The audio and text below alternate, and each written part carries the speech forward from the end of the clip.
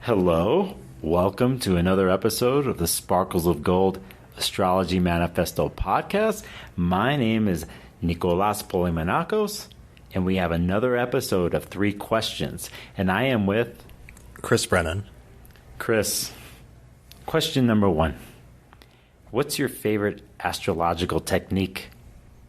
My favorite technique is probably transits at this point. Mm-hmm. And why transits? There's many different techniques. And you said at this point, like it's a journey.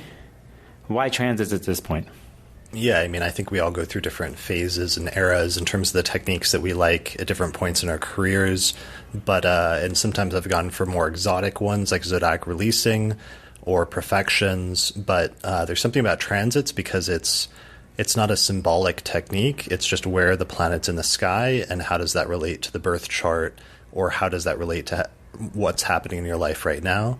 And there's something that's really beautiful about that in its simplicity because it doesn't involve any, elaborate things like zodiac releasing and subperiods and planetary periods and things like that. It doesn't require, a lot to calculate necessarily. It's just like where are the planets now and how does that impact your life in the present moment? Mm-hmm. I'll say this and ask you a little bit more from a client perspective.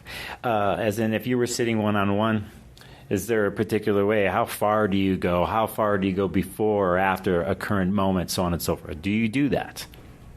When I sit with a client, how far ahead do I look? Yes.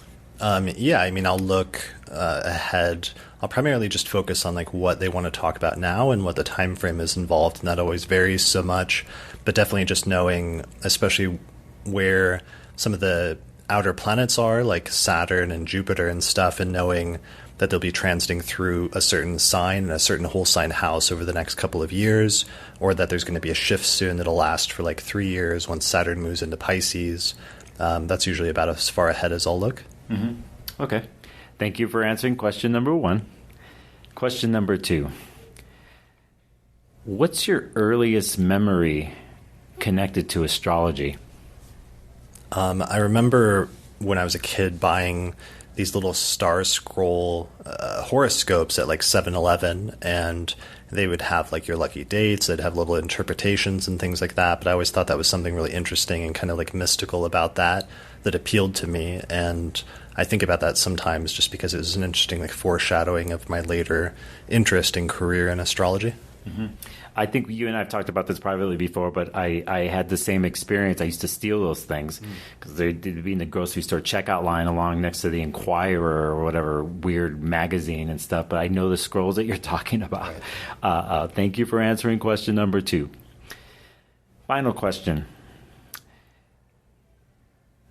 Are you reading any books right now that have nothing to do with astrology? I'm reading a biography on George Lucas, who is the creator of Star Wars, and his life is just really interesting as a case study, so that'll relate back to astrology because I use his birth chart and examples, but it's also just interesting reading biographies of people and understanding their life first before applying the astrology. Yes, and I've done several of these episodes of 3 questions, and it's interesting. Other astrologers, everything comes back to astrology. So it's interesting how I posed the question because you come back to it, and it came back to it with you. Mm-hmm. I'm going to ask you a side question connected to this. Is there a particular book in your life, at whatever age, that in a sense felt like changed you? Inspired you, went beyond your head and into your heart, maybe touched your dreams and visions, something of the sort, some fundamental book that you remember? Something non-astrological? Sure.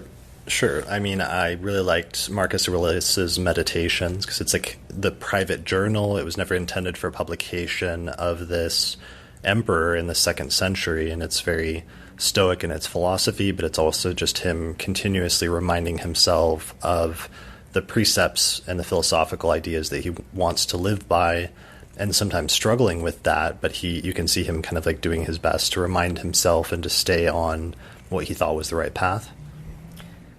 Thank you for answering question number 3, the final question. Chris, where can people find out more about you? You can find out more about me at theastrologypodcast.com, and that's my main website. Thanks for being on the podcast, Chris. Yeah, thanks. This has been fun. Thanks, buddy.